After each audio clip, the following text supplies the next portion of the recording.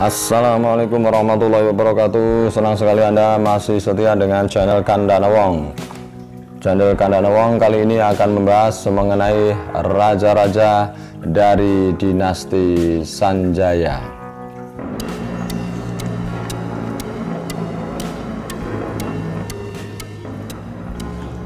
Seperti yang sudah ada di video sebelumnya, bahwa Rakai Pikatan Pemanuku naik tahta menjadi raja di Mataram kuno, dan ini menandakan kebangkitan dari dinasti Sanjaya. Lalu siapakah raja-raja dari dinasti Sanjaya tersebut? Pertama, Rakai Kayuwangi atau Dyah Lokapala. Sebelum menjabat sebagai raja Mataram kuno, Rakai Kayuwangi Dyah Lokapala Sri Sayawasana Tunggadewa telah berjasa besar kepada Rakai Pikatan ayahnya. Melalui kesaktiannya, Rakai Kayuwangi mampu membinasakan musuh ayahnya yang menurut teori Bukhari adalah Rakai Walaing Empu Kumbayoni, sedangkan menurut teori Dekasparis adalah Walaputra. Dalam penafsirannya, Walaputra ditafsirkan sebagai Balaputra Dewa. Rakai Pikatan yang turun tahta untuk menjadi pertapa mengangkatnya sebagai Raja Mataram kuno karena jasanya tersebut. Semasa menjabat sebagai Raja Mataram kuno, Rakai Kayuwangi telah mengeluarkan prasasti Watan yang berisi tentang pemberian anugerah pada para pemuka desa Watan Teja karena telah berjasa menolong Dyah Bumijaya putranya. Ada satu sumber yang mengatakan bahwa Rakai Kayuwangi turun tahta pada tahun 885. Setelah Rakai Kayuwangi turun tahta, Rakai Watuhumalang menjabat sebagai Raja Mataram kuno menurut prasasti Mantiasih. Sementara itu, putra mahkota selama pemerintahan Rakai Kayuwangi adalah Rakai Hinu Empu Aku. Kedua, Rakai Panungwangan Dyah Dewendra. Berdasarkan prasasti Poh Dulu yang dikeluarkan pada tahun 890, Rakai Panungwangan, yaitu penguasa daerah Panungwangan yang bernama asli Dyah Dewendra, pernah menjabat sebagai Raja Mataram kuno. Namun dalam prasasti Mantiasih, nama Rakai Panungwangan tidak tersebut di dalam daftar Raja Mataram kuno. Hal ini memunculkan dugaan bahwa semasa pemerintahan Rakai Panungwangan telah terjadi perpecahan di antara keturunan dinasti Sanjaya. Ada sumber yang menyebutkan bahwa selain penguasa di daerah Panungwangan, Dyah Dewendra dikenal dengan nama Rakai Limus. Hal ini menimbulkan dugaan bahwa Dyah Dewendra juga sebagai penguasa di daerah Limus. Ketiga, Rakai Gurunwangi atau Dyah Saladu atau Dyah Badra.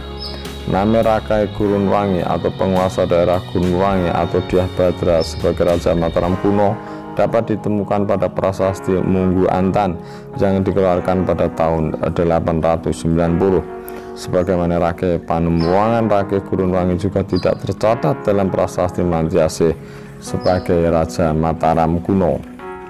Berdasarkan prasasti Pelaosan, Rakai Gurunwangi yang bernama Dyah Salaju diduga sebagai putra atau menantu dari Rakai Pikatan. Namun belum dapat dipastikan apakah Rakai Gurunwangi tersebut identik dengan Dyah Badra. Apabila terbukti identik, maka dialah yang memberontak kekuasaan Rakai Kayuwangi adiknya dan akhirnya mendirikan kerajaan sendiri. 4. Rakai Watuhumalang atau Empu Teguh. Nama Watuhumalang sebagai Raja Mataram kuno tidak hanya terdapat dalam prasasti Mantiasih, tetapi juga terdapat dalam prasasti Panunggalan yang dikeluarkan pada tanggal 19 November 896. Pada prasasti Panunggalan telah disebutkan nama tokoh Sang Watuhumalang Empu Teguh. Namun tokoh tersebut tidak bergelar Maharaja melainkan bergelar Haji. Apabila Empu Teguh identik dengan Maharaja Rakai Watuhumalang, maka masa pemerintahan Maharaja Rakai Watuhumalang sangat singkat, karena pada tahun 896 Rakai Watuhumalang masih menjadi raja bawahan. Sedangkan berdasarkan pada prasasti Talahab bahwa yang menjadi Raja Mataram kuno bukan lagi Rakai Watuhumalang melainkan Dyah Balitung. Bila mengacu pendapat Bukhari, Dyah Balitung adalah menantu Rakai Watuhumalang. Dyah Balitung naik tahta menggantikan Rakai Watuhumalang setelah menikahi putrinya. Apabila Dyah Balitung diyakini sebagai menantu Rakai Watuhumalang, maka Watuhumalang adalah putra Rakai Pikatan yang merupakan putra dari selir yaitu Rakewatan Putamer. Dengan demikian Rake Watu Malang adalah saudari Rake Kayuwangi. 5. Rake Watukura atau Dyah Balitung. Rake Watukura atau penguasa daerah Watukura bernama asli Dyah Balitung Sri Darmodaya Mahasambu, merupakan Raja Mataram kuno bergelar Sri Iswara Kesawo Satungga yang sangat ekspansionis. Semasa pemerintahnya, daerah kekuasaan Mataram kuno tidak hanya mencakup wilayah Jawa Tengah, akan tetapi meluas sampai wilayah Jawa Timur dan Bali. Beberapa hal menarik lainnya dari Watukura adalah sebagai berikut. Pertama, sebagai raja, Rake Watukura telah memindahkan ibu kota Mataram kuno dari daerah Memeratipura atau Medangi Memerati ke Pohpitu atau Medangi Pohpitu yang bernama Yamapura. Permindahan ibu kota ini disebabkan karena Memeratipura telah mengalami kehancuran sewaktu terjadi perang antara Rake Kayuwangi dan Rake Gurunwangi. Semasa pemerintahan Rake Watukura muncul jabatan Rakian Kanuruhan yang setingkat dengan jabatan Perdana Menteri. Di samping itu muncul juga jabatan Rakian Mahapatih yang dipegang oleh Empu Daksa. Sebagai raja, Rake Watukura memerintahkan kepada Rake Welar Empu Sudarsana untuk membangun kompleks penyeberangan bernama Paparahuan di tepian Bengawan Solo. Sebagai raja, Rake Watukura membebaskan pajak di desa sekitar Paparahuan dan melarang pada penduduknya untuk memungut upah dari para penyeberang.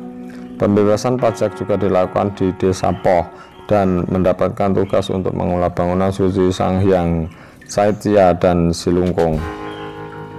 Sebagai raja, Rake Watukura telah memberikan anugerah desa kubu-kubu pada Rakyat Hujung Dyah Mangara dan Rakyat Matuha Dyah Majabuntan karena telah berhasil memimpin penaklukan daerah Banten atau Bali. Sebagai raja, Rake Watukura telah memberikan penghargaan atau anugerah desa Rukam pada Rakyat Sanjiwana neneknya yang telah merawat bangunan suci di Limwong. Sebagai raja, Rake Watukura telah memberikan anugerah pada 5 patibawan yang telah menjaga keamanan saat pernikahannya.